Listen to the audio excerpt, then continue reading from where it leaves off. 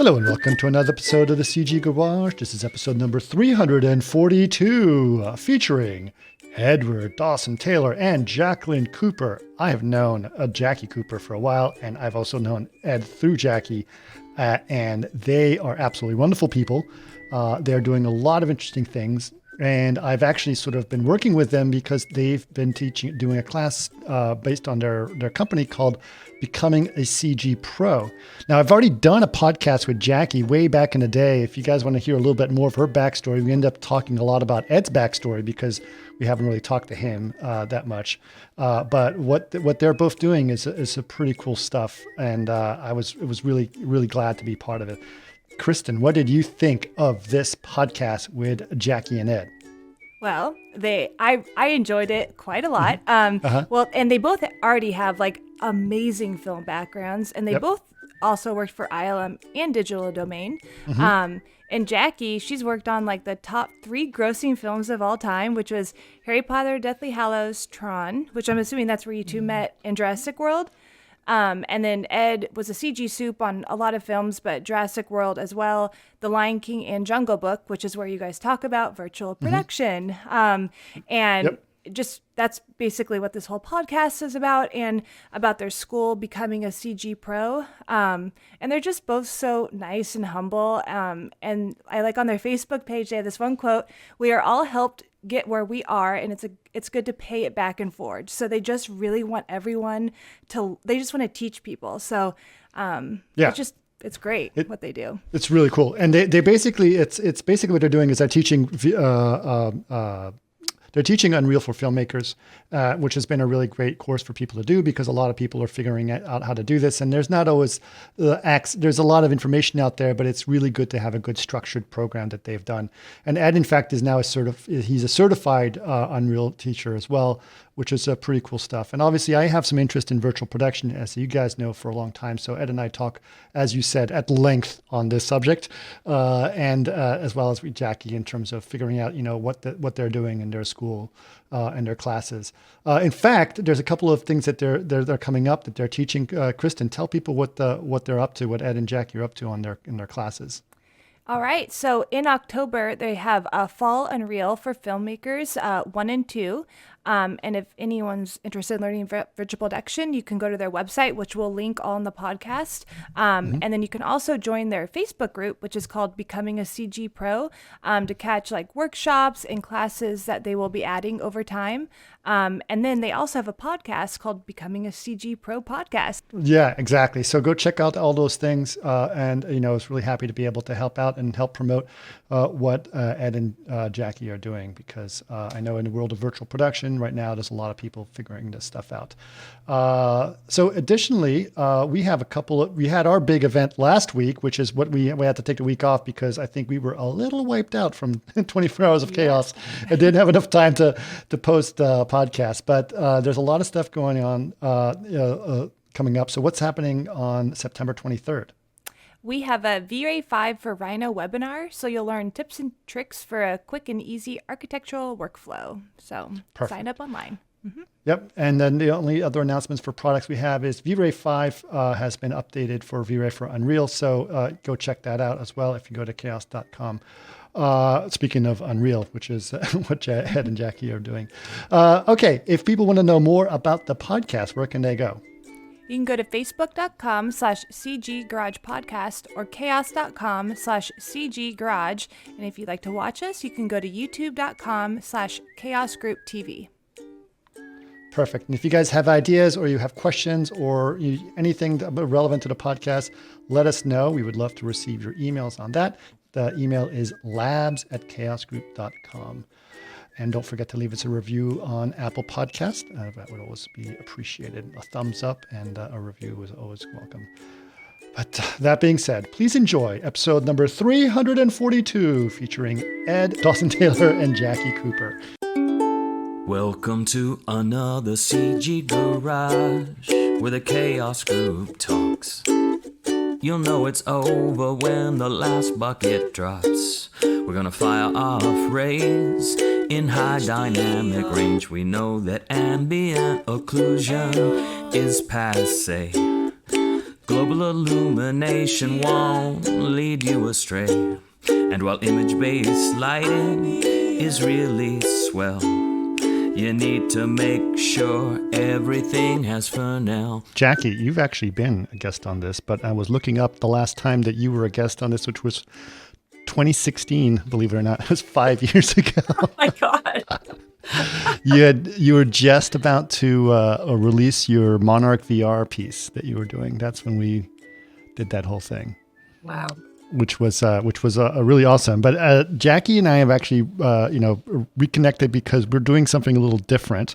First of all, we're joined by Ed, and Ed is going to be talking about. We're going to talk a lot about what Ed's past is as well, because I'm sure people are curious about that. But I want to actually get to talking about why we reconnected and what you guys are doing. So, Jackie, tell us a little bit about the project or the thing that we've been doing together in terms of learning virtual production. Tell us a little bit about this stuff you're doing. Sure. So basically, hold on a second. So basically what happened was that I had been working at Deluxe or Method Experience. It's gone through a few names, but so I was working there. I was doing some stuff on games, and I was doing VR there. I was the head of their 360 live action VR, and so I was getting to learn Unreal, and I was working on learning it. And then the fellowship picked me up on their first round, and so I got to go through the fellowship, and it just completely renewed my love of Unreal. And so I told Ed, I was like, the fellowship is really hard to get into, and people really want to learn this stuff. And so we decided that since Ed had been doing Unreal for years and doing VR and stuff inside of Unreal for years, that he would be a great teacher. So. Yeah, so that's pretty exciting. So basically, some people may not know about the fellowship because it is slightly exclusive in some way, as you explained. But basically, it's a series of classes that Epic teaches, right? About Unreal, mostly to deal with virtual production. Is that correct, Jackie? Yeah, it's sort of how to use the program so that you can then jump into phase 2, which would be like virtual production, but you kind of need a solid basis in Unreal before you can jump into virtual production. Right. And so what you guys have done, and you told me about it, was that basically I would be able to do something similar with you guys directly. And so you had a course that I did, which was 8 weeks, I believe, right? Yeah. And we met up twice a week for several hours and went through a lot of different materials, specifically dealing with virtual production and actually coming up with a project itself, that was a lot of fun. So I learned a lot from that process. This is something that I've really wanted to sort of get into. Obviously, virtual production is of big interest to me, and I was very, very excited about it. And to sort of get my hands dirty in Unreal to find out, how am I going to utilize this tool. But before we get too much into that, Jackie, you mentioned that Ed really knows Unreal. So Ed, what path in your life that allowed you to sort of fall into this thing where you actually know a lot about real time and gaming technology? What's your origin story? Yeah, well, thanks for asking. So I guess, I used to be a software engineer originally. I loved computer graphics since I was, 8 years old, or whenever I could go around to my friends' houses and tinker around with old Commodores and BBCs and stuff like that. But I went down the path of software, so I became a software engineer. And I was also, at the time, really into clubbing and going out in London in the 90s, and found there was a great outlet for computer graphics being a VJ. I could make all this kind of wacky animation without any judgment, and had this great outlet for it. I could go take it to these clubs and project it, and it was super fun. So I kind of dabbled with it while I was being a software engineer professionally, and then it just didn't go away. The voices in my head telling me to pursue computer graphics professionally, or take it more seriously and up level, were just so strong. I felt like I needed to do it. So I made a career transition. I went and got some training around 15, 16 years ago from a place called Escape Studios in the UK, which still exists. That was fantastic, and I went and got some professional training from industry pros that were active in the industry, and then really sort of 6 months ish after the class of doing my reel and breaking in, I got the first opportunities on one of the early Harry Potter movies, and then got a staff position, and then in a visual effects house in commercials. I purposefully chose commercials because I wanted to go through rapid iteration. Being an engineer, I think I just appreciated that sense of being able to go through a lot of things over and over and broaden my skill set. So I chose that very consciously. I wanted a great mentor, and I was lucky to have one for 5 or more years at the beginning of my career. The whole time while I was doing that, we brought in the VJing was still a hobby, and I managed to kind of bring the two together at one point. It was part of this project called the Sancho Plan, which was basically like a group of musicians that controlled worlds through their instruments. And it was kind of a bunch of frustrated VJs basically wanting to add more kind of story and cohesion to VJing. And we also made the music. So we kind of put this thing together, went out and toured around the world with it. And at some point in my day job in visual effects, we managed to get both together, and I became my own client during that phase, which was really cool. So I got to bring my passion into the day job, which very often it's doing things for other people. And in that moment, it was getting paid to work on my own stuff, which was awesome. And that was really like the beginnings of where the real-time stuff kind of came in. We made a conscious choice on that project to just look at all the options, from real-time 3D to doing 2D pre-rendered stuff that was triggered. And we chose to mostly go down the pre-rendered route because game engines back then... When was this, approximately? 15 years. Okay, long time ago. Yeah, they were pretty sort of rudimentary at that moment. They're really good for games, but from a filmmaker's perspective, the quality wasn't there. And we've sacrificed some of the interactivity for quality, pre-rendering things, and cheated it by having rendered it from multiple angles to make you feel like you were navigating around the world, even though you weren't.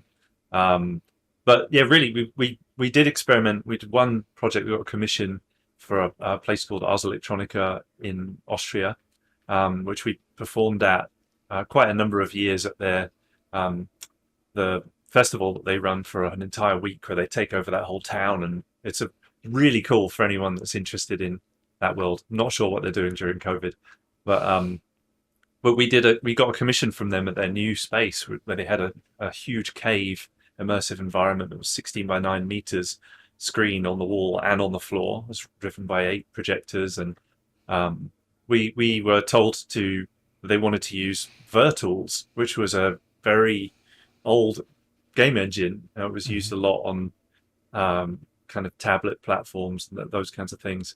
But that was an experiment. Again, we didn't hit the visual quality we were really after, but it kind of really opened my eyes to what was possible. And then skipping a whole bunch of story in the middle to like the last 5 years, where I really got involved more into VR, using Unity a lot initially. You mentioned the Monarch VR piece which we made, and it was like an experiment, and we had this little VR company we were experimenting with, and we put the app out there on Earth Day just to see what we could do in VR, and we donated all the proceeds to Earth Day, to the Monarchs, to helping the butterflies. And it was a really cool experience, and again, like, just further kind of opened that conversation up. And then continuing into kind of virtual production in the last 5 years ish, getting involved in Jungle Book, was a lot being done in Unity and Motion Builder and Photon, and it was kind of evolving out of the team that developed on Avatar, developed what that stage of virtual production looked like, and then Jungle Book took it further, and then I was fortunate enough to lead a team on The Lion King, doing the virtual art department work on the Lion King movie, which took it even further and was again still Unity, in the background using Unreal since before then, and then really what was created by the incredible team on The Lion King of just really diverse team of visual effects artists, games artists, some amazing engineers, and incredible filmmakers and production team. All of those people, we together we cooked something that hadn't been made before, and it kind of lived and died on that movie. It was all of those tools that were produced, I'm sure in some ways are continuing to live on, but really Epic kind of jumped in after that, got really excited about it, and have been just throwing so many resources into reproducing what was being done, and then taking it even further and using a lot of current projects. It was born really on The Mandalorian, the all of the things which wanted to be implemented to make that work were kind of cooked on that show, and then ILM kind of went off on their own path a little bit, and I think they're coming back a bit to Unreal, but with the genesis of that through that project, it's really kind of lit the world up and created the fellowship, and no, now everybody's excited about this technology because it's really, all credit to Epic, really, because they've just made it so accessible in every way. They've given free, they're paying people to educate them in it. The program is free. All the development they're doing out of their own pocket, out of Fortnite's pocket. Fortunately, they have that little thing going, which helps. But they're just really passionate about the technology and about education, and I think that has been, having that amount of kind of evangelism for it has got everybody excited. But alongside that, been teaching for quite some time as well, and started teaching people Unreal, doing some one-to-one stuff, and then we created this group teaching experiences, and just continuing to be a student as well as a teacher myself, because honestly it's like evolving daily. So I'm still always in that mode.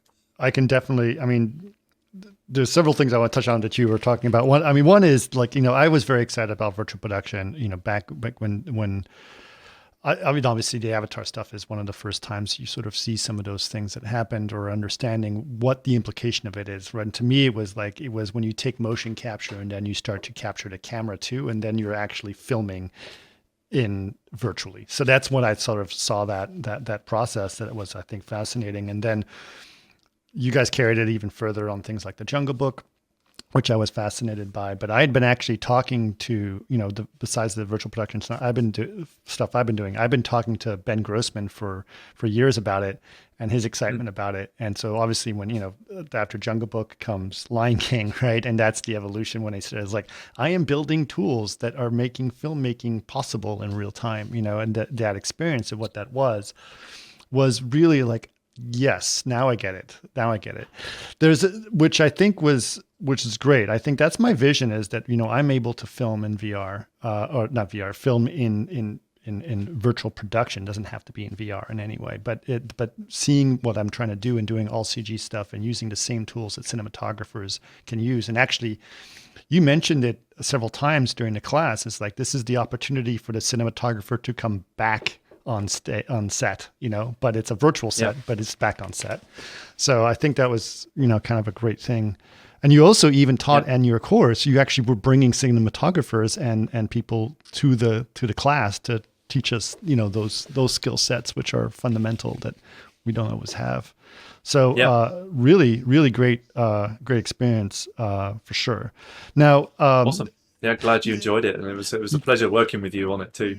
And it was a lot of fun, and I definitely recommend it. And so we'll put links in the show notes so that people can check out your classes and sign up for the next sessions that you have, because they're done in in phases, obviously.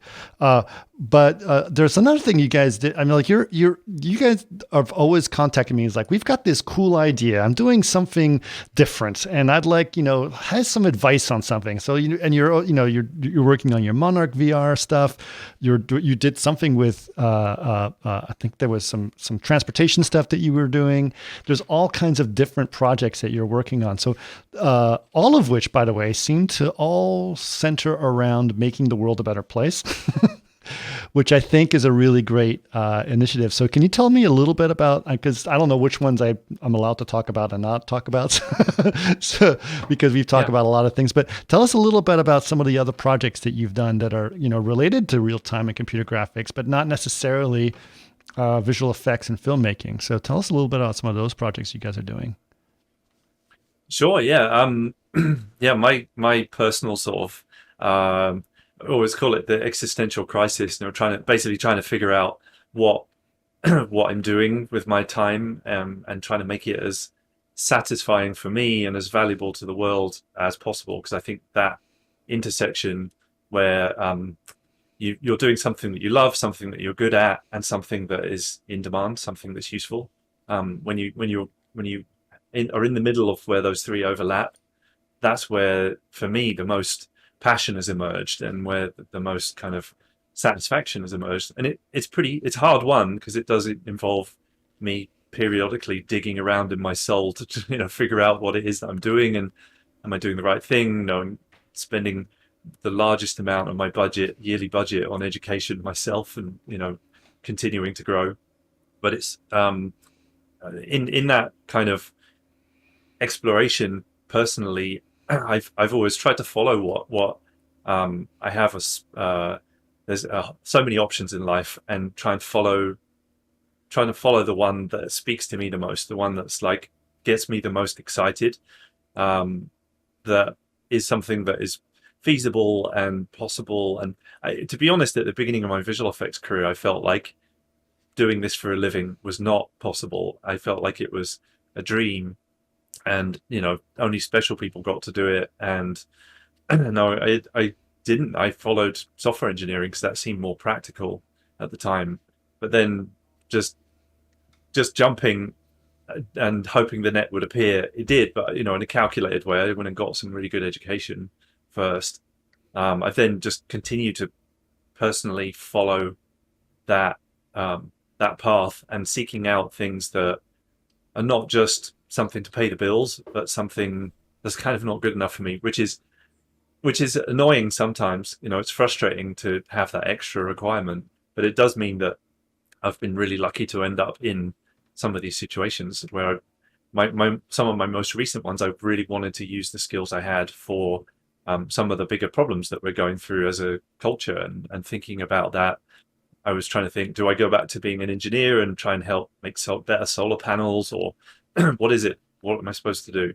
And this opportunity, the people I'm working with at Arrival came up to help work in the electric vehicle industry, and they're particularly interested in commercial electric vehicles, because, as it turns out, the emissions are roughly equal in commercial compared to consumer vehicles, but there's way less vehicles, and it's a much easier problem to solve in a way, because there's many less vehicles to replace to cut the same number of emissions with people's personal vehicles. You'd have to replace so many of them that it's a much harder problem. And these guys have really seen that, and they've really gone after manufacturing itself and kind of reinvented the way that works. And they're really big into the possibilities of autonomous, although they're not really calling it self-driving, as more like self-driving ready or autonomous ready, because they're trying to be responsible about that. But using computer graphics is essential in that context, and doing world building, because essentially to train those systems, you can't do enough of it by driving a car around. It's not possible to get enough data to train those systems properly. So you have to do it by simulation. And in comes computer graphics. That's something I know how to do quite well. and it still has a lot of capability within it to use what I'm good at. I don't have to go and retool and figure out how to do something else. I was able to just jump into that, and it's been a really fantastic adventure. And they also have a race car championship called Robo Race, which is a full Right. size. It's a full size Formula One size autonomous race car, a real physical car that's full size, that they race each other around a track, and then have the metaverse, which kind of goes alongside it, which I know is a very maybe overused term these days, but an overlay, and a sort of digital twin, I guess, in which you can put all kinds of cool things and let your creativity really run riot. So it's super fun. There's so many challenges in it, and it really feels like something that's doing something that I really believe in the mission, and it really helps me to stay in production, to stay doing what I like to do, using the tools I enjoy the most these days, which are Houdini and Unreal and Blender, and still using some of the older tools, but the skill sets and tools are undergoing some significant change right now, and trying to stay ahead of that. So I'm constantly learning and evolving to try and keep up with it. Well, AI, it's interesting. I mean, this is something that's happened with us quite a bit. I mean, the whole thing with AI now, or training, is that you need to give it data, right? And people are lots and lots and lots and lots of data, and people are finding it like much more efficient to use computer graphics for training purposes rather than real world situations. I know that there was ways that we were helping certain companies where they basically needed to train something on what a room looks like, but they wanted a room in like a million different configurations, right? And it's much easier to have all those configurations done in CG than to actually buy lots and lots of furniture and keep changing and taking more and more photographs. So it was kind of an interesting problem. Additionally, I mean, you probably can train it in situations that would be dangerous in the real world. Am I correct? Yeah, well, if you pay much attention to Elon Musk, you're very aware of the fact he is working in one of the biggest ways in AI in the world, but he's also a big voice in terms of caution in using it. And I think it's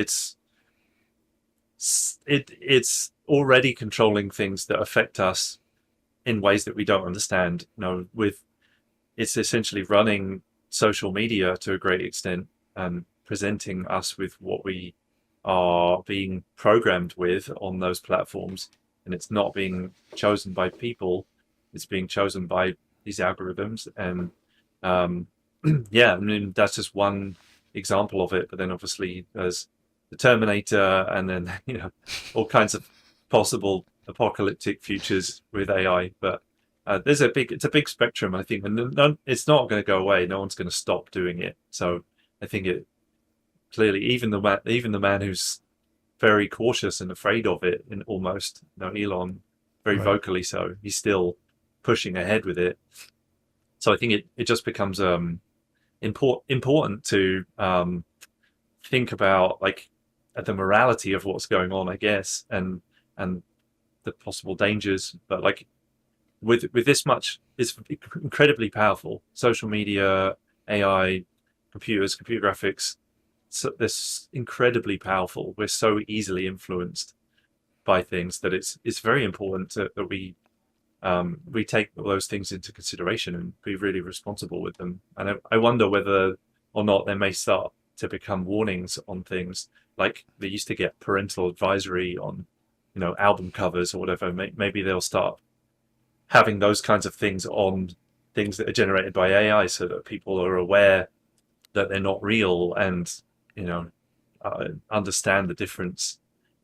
It's completely unknown though, and it makes it exciting but also scary at the same time, like anything that's new. Sure.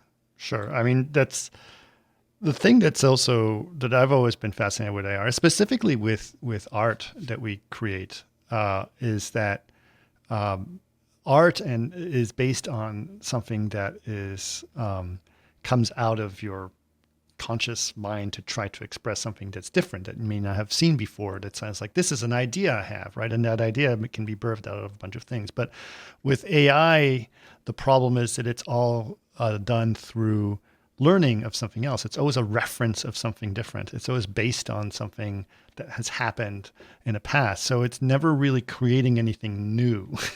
It's actually creating things that are a little bit different or a little bit, done in the past. So it's good at doing tedious things that have already been done. It's not always good at creating new ideas necessarily, right?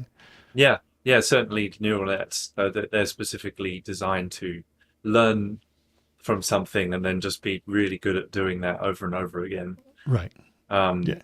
But then there is the whole kind of strand of when I did my degree, they were starting to do this, which was 20 years ago now. Wow. How did that happen? Yeah, they were talking about, there was a very first unit when I left in evolutionary computing, which is basically algorithms evolving and being tested and living or dying based on how successful they were, and actually computers starting to program themselves effectively, and those kinds of approaches, which is in 20 years it's definitely taken a bit, but that type of thing, because machine learning isn't exactly machine intelligence as such, but it can become that if systems start being able to design themselves and program themselves. And there is I'm just thinking about Arrival. Be careful of like what I can't say about that. But there's components to that company where those technologies are being used in the design process and in parts which have always been done by people and never been given to computers. And they're actually finding quite a lot of success in those areas, which are very creative and are sometimes artistic.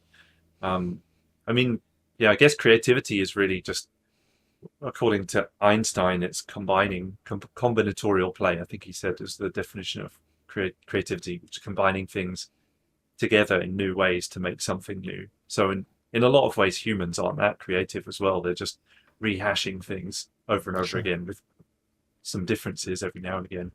But I don't see that. I think it's almost inevitable that computers will become more and more adept at those creative decisions and more intelligent, as opposed to machine learning capable. Yeah, and you mentioned Elon Musk and his warnings about that, and you're right. But so he's, like you said, I'm not necessarily scared of what Elon is building. I'm much more scared of what John Carmack is building, because he left Oculus to go independent, and he wants to work on general intelligence, which is a much more like that's the golden AI, right? That's the one that can really do things. So that's very fascinating to me as well. Yeah.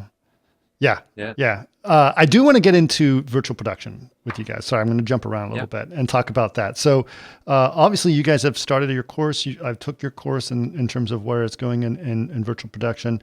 Over the years, it's changed quite a bit. You've seen probably some evolutions happening for quite a bit, including, I sort of have a little pet peeve of mine where everyone thinks, I was speaking to someone at Netflix and they said, "Oh, you mean virtual production? You mean like The Mandalorian?" And I'm like, okay. So this is a little bit of, what people are going through right now. What are some of your thoughts about virtual production over the years? How is it has evolved, and obviously the tools have changed and enabled certain things, but what are some of the things that you've seen change over the years, and where do you think it's going to go in the future? It's a good question. Yeah. Well, it's been around, as you said, been around for a long time. The components of it that, something like The Mandalorian, the getting final pixels through a camera, if that's the intent there, which I know that a lot of it was actually redone. But having a background behind some action is something that's very old. It's been around since the Yeah, dawn rear of projections. Yeah, in the 30s. Driving. absolutely. Yeah, you can't change the perspective, but as long Yeah, as you're okay you going can't that change way. perspective. Yep. But it's the same thing. Yeah, essentially, yeah. I mean that's been around for a long time. People often forget that. Even some of the stuff going back in visual effects, like like The Matrix, was a massive pioneering movie in terms of visual effects, and the sorry, somebody's coming in the background there. Sorry, It's okay. we're on a podcast. Hello. Thank you. Cool. Can you shut the door? Thank you. Sorry about that. It's okay. Life's, that's working from home, right? Yeah, Life's oh, yeah. always going on in the background. Yeah. So yeah, no, going back even to some of those formative visual effects inventions, like The Matrix bullet, stuff you were talking about. The bullet bullet time. times. Yeah. That's something which is credited to that movie, and kind of was, but Muybridge really was doing that 100 years before. Yes. He put multiple cameras around a subject, hit them at the same time. So he was trying to study animal motion, and did I mean that guy is like, if you want to credit one person with the invention of so much of what we do today, like he was a crazy pioneer of so many of those things. But yeah, I think virtual production has, as I said, been around for a long time. There was components of it going back to like Lord of the Rings, using VCam and some early mocap integration. Like the background stuff's been around for a long time. Really, like the Avatar was, I guess, where it came together the most. That could be considered the real birth of modern virtual production, being able to do. I think it's also important to define it. It's a term that gets used a lot, a bit like HD was, when HD was coined. Yep. Like, what's the resolution? And then there was various different modes of that, virtual and VR too. People talked about 360 video as being VR and real time, and I think we're in the same situation with virtual production, trying to define what it is, and it's a very long way of answering your question about the Mandalorian. What is your definition of virtual production? If you had to define it today, and you had a strict definition of what it is, what would you define it as being? I have several definitions in the class, and the one that's mine is really using a combination of technologies, including mocap, real-time engines, live action or not, in combination to be able to rapidly iterate through filmmaking and use it for previs, post-vis, tech-vis, production, and any and all of those components together or separately. Because but depending on the project, you might just be really interested in the VCam side. You just want to get really great camera data, which is a lot of what's happening on The Lion King. It's just to get really, really nice camera moves and a great looking previs. And then, but it can also be considered to be tech viz, where you're just using it to pre-plan a live action shoot and you're just going to throw it away afterwards. Or it could be Mandalorian style, where you're going to actually get some final pixels in the can. It's sort of anything and everything that uses any of those, to me. And I think it's really important, because I think a lot of people go after the Mandalorian version, which is fantastic, and definitely not putting that down. But there's so many other things you can do that, to me, are just as exciting, or even more, in being able to. Where it's most, I think, exciting is in getting the filmmakers together, because before they all would be separate or leaning over some artist's shoulder, because they don't have the 2 years to learn Maya that it takes to do previs. They're instructing somebody, puppeteering someone like me to sit there and do what their vision is. And instead now they can actually be in the environment. They can use tools they're familiar with. They can be together with their other filmmakers and be there to really rapidly move through the decision-making process, which is what pre-production and previs is. You're trying to make a lot of decisions, and then use those to go and give a recipe to post to rebuild it again. In virtual production, there's so much opportunity to get the filmmakers together and play and find things that they wouldn't have done, or would have been kind of painted into a corner in post, or like, no, that's already been set, we can't touch it.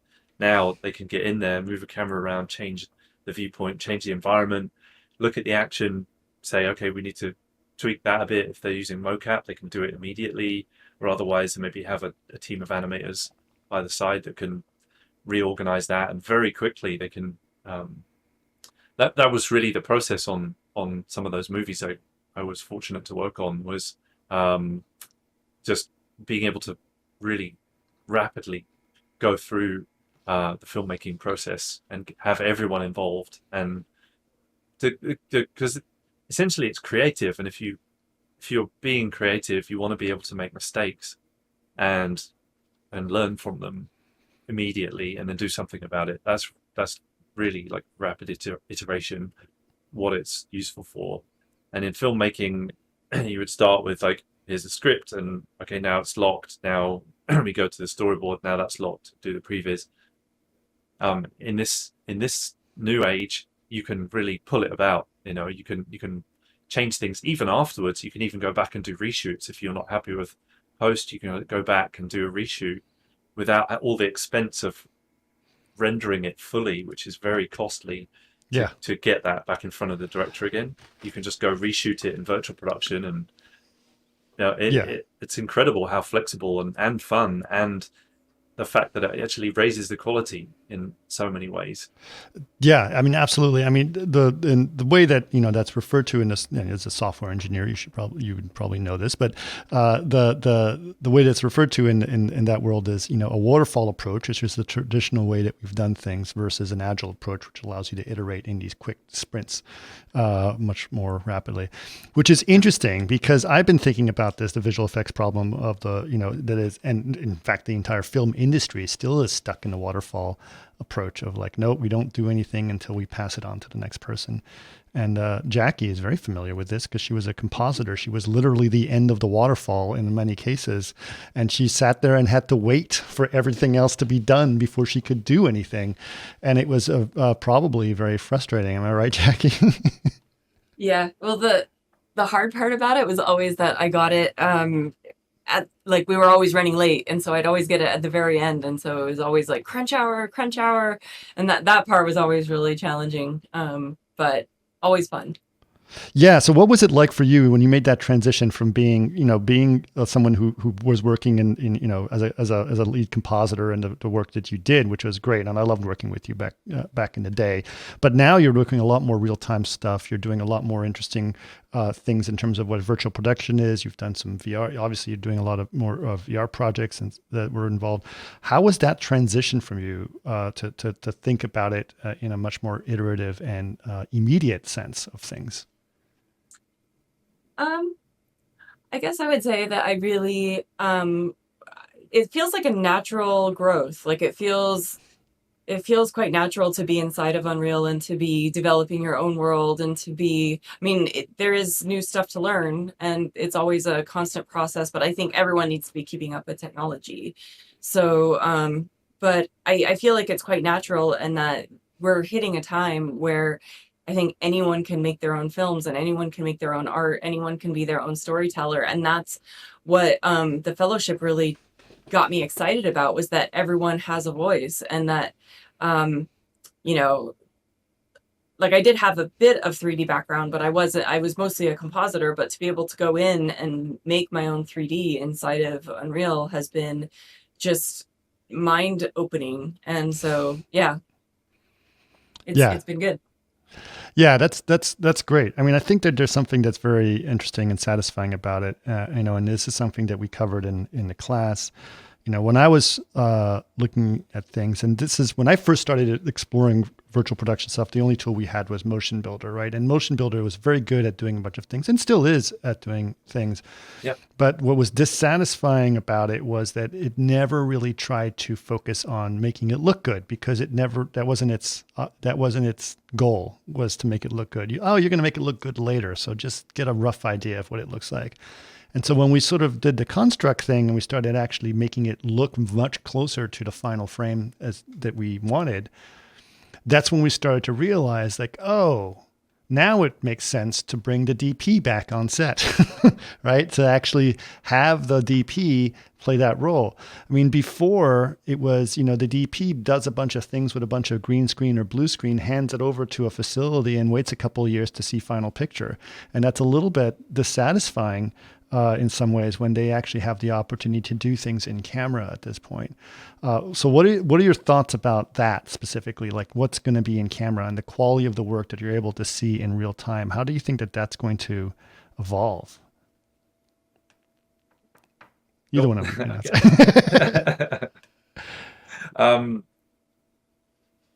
Yeah, well, the quality is, in my opinion, inevitably just going to keep getting better and better. What that decision we made in the Sancho plan to go 2D over 3D was, at that time, it was not good enough for us, and we made that choice. At this point, if we were making that same choice, we'd definitely be going with 3D and using a real-time engine. And even just in the few years that really it's being done more professionally, like the Jungle Book was kind of akin to Avatar a little bit. It was still a lot of motion builder. Avatar was mostly motion builder. In Jungle Book, they were using motion builder to puppeteer Unity, so it was kind of like, and then using an add-on renderer, Photon, to actually render it out. So it was kind of like three things stuck together, puppeteering into a renderer. And then Lion King was kind of cutting out the motion builder step. And now being able to go straight into Unreal with the improvement in visual quality, looking at the Lion King previs now, which I can't because they wouldn't let us have it, but you could see little clips of it here and there on the internet. The quality of that compared to what you could do now is just incredible. Like now we had to have bald lions, now you could actually have hair and fur and the grass, and not to mention some of the things on Lion King that were sort of experimental, like trying to get all the lighting in those environments needs to really be dynamic. You can't really usually afford to do too much light building or baking lighting, and in that situation, just because filmmakers want to change stuff, and if you really want to change it, you want to use it what it's good for, you want to be able to change it. If you change it and you've built the lighting, then it doesn't make sense anymore. You have to rebuild it. So you kind of need your lights to be dynamic. And some of the things that were available then were an approximation of what GI would look like, and it was pretty good. But now we're starting to see ray tracing being capable of doing some of those things, even in Unreal 4.4, the 4 versions. Unreal 5, for anyone that doesn't know, has this thing called Lumen that's been invented, which is a sort of approximation of GI again, but much more accurate. And that kind of allows you to do real-time GI and proper reflections, and ultra high-res geometry. Some of the things in 5 that people are kind of giddy with excitement about for good reason are pushing the quality up to a point where it's like almost comparable now to some offline, and happening in real time. When I first worked with a company called Pure Imagination for a while, doing a lot of location-based VR experiences, like the Aliens one that was in LA for a while, some other stuff. What I saw when I was using Unreal there and rendering it as a renderer out of Unreal was not being run in real time. The end result was a movie, but the render times were so good because it was basically rendering in real time. It's like I could sacrifice a bit of quality for that speed. I can remember early in my career having renders that were being predicted to be a week before they came back off the farm, and like, trying to tell my producer about that Yeah. whilst keeping them calm was quite difficult.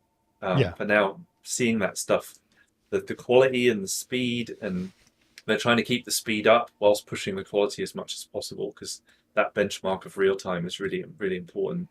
I think inevitably the quality is just going to keep getting better and better.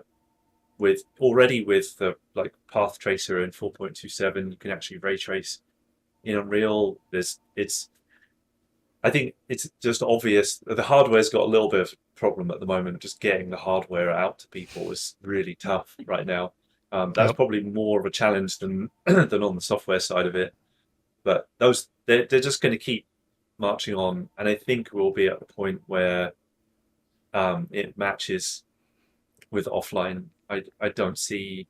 I mean, I've actually had this conversation with Vlado many times, and basically the point that we've made is like that real-time rendering will eventually replace offline rendering, but what's not going to replace, rasterized rendering is not going to replace ray tracing.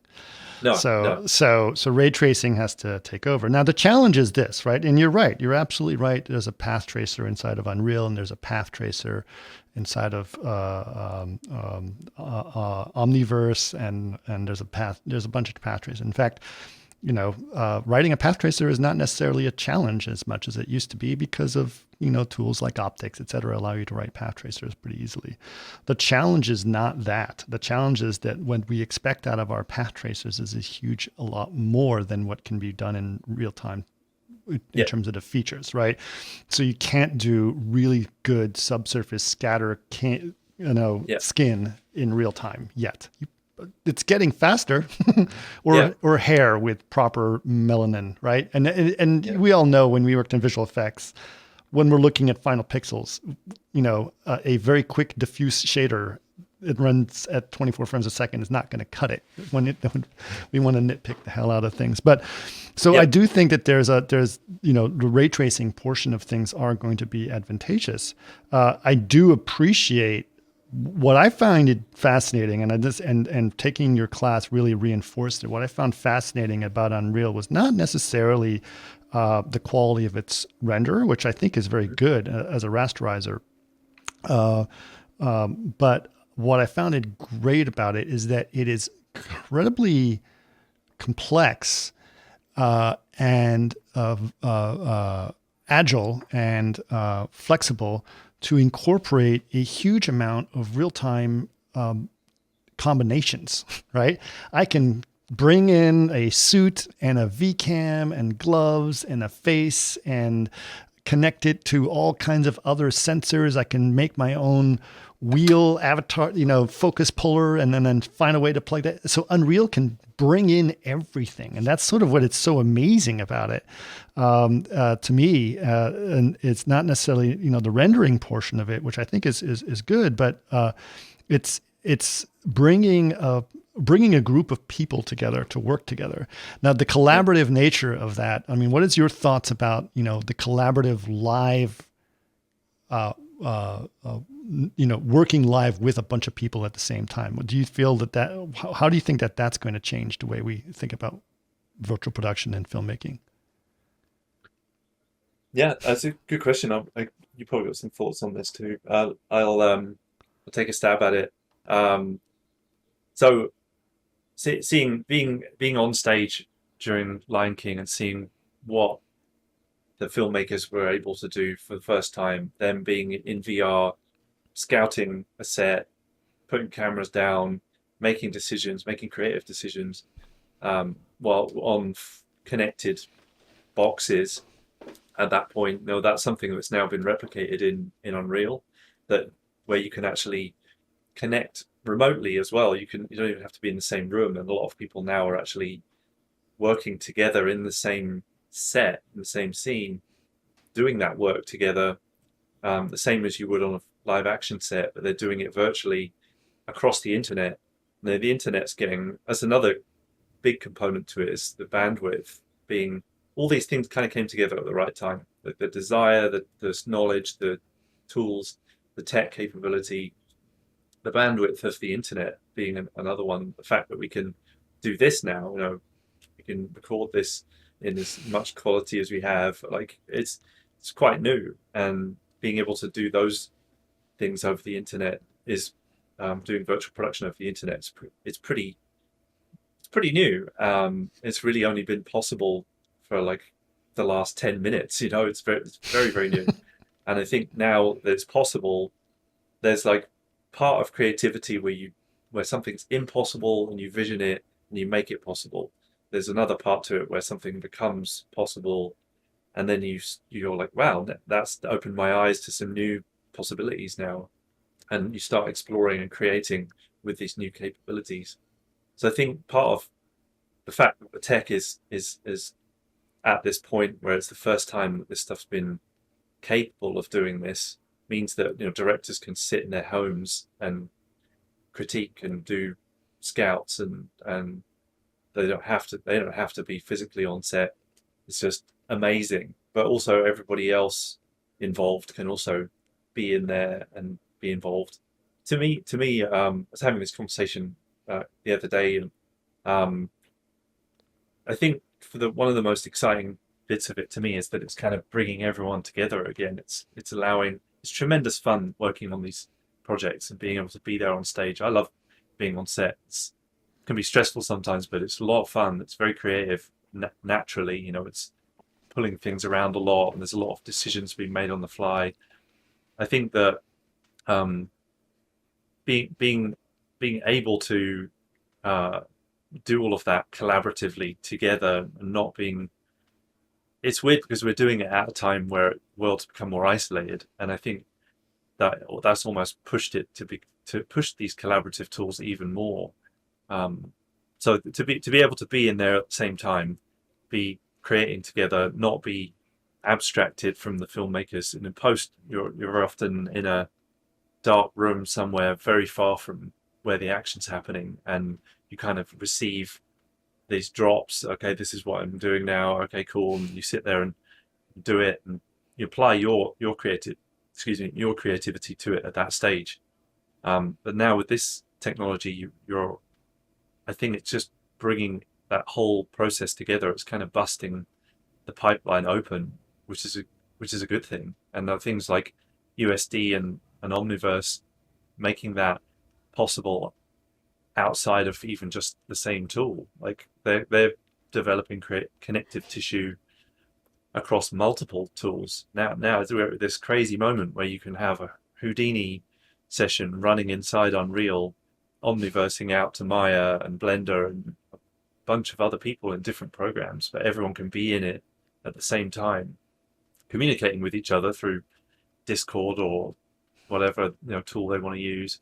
And it's actually brought people closer, weirdly to me, brought people closer together than when we were sitting on the same desks as each other, because everyone in those environments was all headphones on, get on with your work. You don't talk to each other that much. And I think this has the possibility of the capability of really bringing people together, and it just makes it so much more fun to me, as well as being capable of making a better result. I think getting all those people on the same page, it also makes the process a lot more fun and exciting and collaborative and creative. I don't know. Yeah. Jackie, what do you think too? Yeah, the only thing I would add to what you said, which was really cool, is that it was really fun when we had someone teach a cinematography class, which is also in our store, but he'll be teaching it again. We had a cinematographer come, and we did an Unreal course where he showed the cinematography tools, and then we showed how that translates inside of Unreal. And so the tools of filmmaking are still useful from the early premise to the current times. And so it's really fun to have that shared dialogue between different people, and visual effects is now talking to production, and both of those skills are useful to each other. And I think that is also what makes it really fun is that new collaboration and sharing of knowledge. So for sure. I think that filmmakers I think that, there was a lot of pushback in the industry, and still is to some extent, but not as much right now. But there was a lot of pushback, let's say 5 years ago or so, or let's say the Life of Pi days, when they basically just poo-pooed CG all the time and dismissed it as being inferior filmmaking. And it was just really kind of a shame, because CG is used in so much and it's so good. And when it's not good is when you notice it. And that's when they say CG is bad, because it's not good CG. There's all these different things that are really kind of a shame about it. But I think what also hurt the world of visual effects and computer graphics is that it was this black box that the filmmakers had no role in, right? They basically just hoped that something was going to happen. Now with virtual production, what's really nice is that you have a Caleb Deschanel doing CG Yeah. with the skill set that he has, and making that into The Lion King. And so now he's invited back into the creative process that he was absent before. And so I think those are the things that I find exciting about virtual production. And you guys definitely are, talking about those things. And, the people that you invite to your to lecture in your classes are filmmakers in a lot of ways. And that's kind of a nice thing to sort of remember those filmmaking skills. And as you said, Jackie, they still apply, right? They still apply today. I'd rather learn lighting from, like someone like a Caleb than, someone who's just coming out of, a visual effects school, because Caleb is going to have 30 years of amazing cinematography experience, or, 50, 60 years, how many he's up there, but Yeah. he's those are the people I want to learn from, in some ways, which I think is great. In fact, I do remember at one point I was doing an all CG car commercial, and we hired a DP who does live action car commercials as a consultant to basically say, no, you can't shoot a car. That's like, it doesn't obey the laws of physics. Like, you can't light a car that way. You know what I mean? Right. So he actually said, no, it's like, if I were to shoot this, I would use a Fisher light, and it'd be you can only get a Fisher light that's, 40 feet. So that's the size of the light we can, so we had all these things, we can't, it was really kind of a great tool set, and that makes it look more real to me on it. So yeah, it was like an obsession on Lion King was to do it in that exact way. Everything that was being attempted within the virtual world, right, was run through the filter of, could this be done in real life? Like, could you do this lighting wise, or could you flag this off and shadow this area with something? Would this be physically possible? Yeah. In real life? And if it was, then they would do it. And if it wasn't, for the most part, they wouldn't, because the filmmakers knew that if they wanted it to look as filmic as possible, they had to be as faithful as possible to doing things that you can do in real life. Like, right. when I'm looking at people's work and critiquing it for classes or otherwise, some of the biggest things that stand out the most are like, there's too many lights in the scene. It's creating something that's really hard to debug or work with, and it's also doing something that's weird, but you don't quite know why. Having a more physically based lighting setup. And also camera work. Doing CG cameras, which is not a new thing. Flying CG cameras around everywhere. It looks fake and weird, and it breaks down if you try and build a camera, even though you could do anything with the camera, but respect what would actually be happening, put it on, even if it's just parenting a couple of nulls together, but to simulate a crane, you're at least starting with that basis. So it's something that could be done in real life, and you can tell all of those components feed into it and add up to, does this feel believable? Does this feel correct or right, or whatever? Yeah, in fact, I remember, and you probably remember this one as well, since you worked on it. But I'd happened to have the opportunity to see some of the prototype, virtual cranes that Magnopus was building, and it was like a physical thing that you pushed up and down like a crane on the thing, and it had counterweights, et cetera. Now in VR, it actually looked like a crane, and you could see the camera move, et cetera. But it was a real thing that you moved, and then that means that you have something that will, if you can have the actual muscles of the person that's pushing this, it'll have much more of a realistic look than just clicking, start frame, end frame, camera move, ease in, ease out. It like that doesn't, that's not the same. Yeah. No, even if you add a little bit of noise to it, it still just isn't quite there. Like Yeah. all those tiny little nuances in camera motion really add up. And Caleb on Lion King was able to bring in his actual crew. Like they Right. didn't need to be trained on Unity. They could actually bring his crew in, and they could operate physical machinery that they were used to using in the same way Right. that they're used to using it, communicating, and that's those people that are used to working together and comfortable with the tools and the team were able to operate in that space with not very much kind of ramp up. It's amazing, and now it's getting pushed even further. And the really cool thing to me as well with it is all great if you have millions of dollars to spend on all of this stuff. But one of the coolest things about it to me is that anyone can do this now. Like the fact that these tools are free, and there's so much great education out there that's free. That there's so much opportunity for everybody to get involved, and use this for your own purposes. If it's making your pitch for your movie that you want to make, that before was very hard. Now it's become a lot more accessible. We have for our course, we get a lot of filmmakers who don't have CG experience, and they come in and within weeks they're making their pitches for their movie, and now they're winning new kinds of work as directors. It's created this massive advantage for them because they're able to do something and show it to the client, like, who did this for you? And then they say, oh, I did it myself. And they're kind of like, huh? What do you mean? And like, no, within weeks you can actually create something that's super useful to you to previs your car commercial and do what you were just saying. Yeah, I've done there was exactly. in our cohort, there was a lot of filmmakers that were in there. They were like, oh, I've directed a bunch of commercials.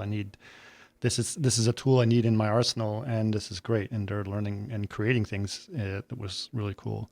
But speaking of which, we're a little over an hour, which is still fine. We can keep talking. But Jackie, can you outline for people listening all the different things that you get if you sign up for one of these courses, which is what I did? I mean, there was a lot of things. It's not just the 2 classes. There's a bunch of other things that people have access to and benefits that they have. So can you tell people all the things that are available? Do you mean from the original course or all the upcoming stuff that we're starting now? Well, either one, but I know you have your own group. There's Facebook groups where people continue to collaborate on. You have access to videos and scripts and all that other stuff. So basically, what are so can you tell people like all the things that people have take advantage of when they get involved in your courseware? Oh, cool. So yeah, for the 8-week course, we have an online course site that you log into, and inside of there's a ton of master classes, and we're adding to that all the time. As Ed makes classes like in blueprints or materials, he throws that inside of there. So it's this constant, ever-growing wealth of information that we're just grandfathering everybody in.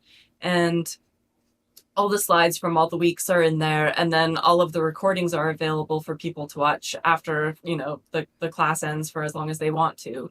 And we're just continuing to advance that. We're trying to make recordings so that people can go in there and sort of do it step by step, but it's just, it takes a lot of time to do that. And we actually got really passionate about making an advanced course. So we're going to be teaching in mid to late October.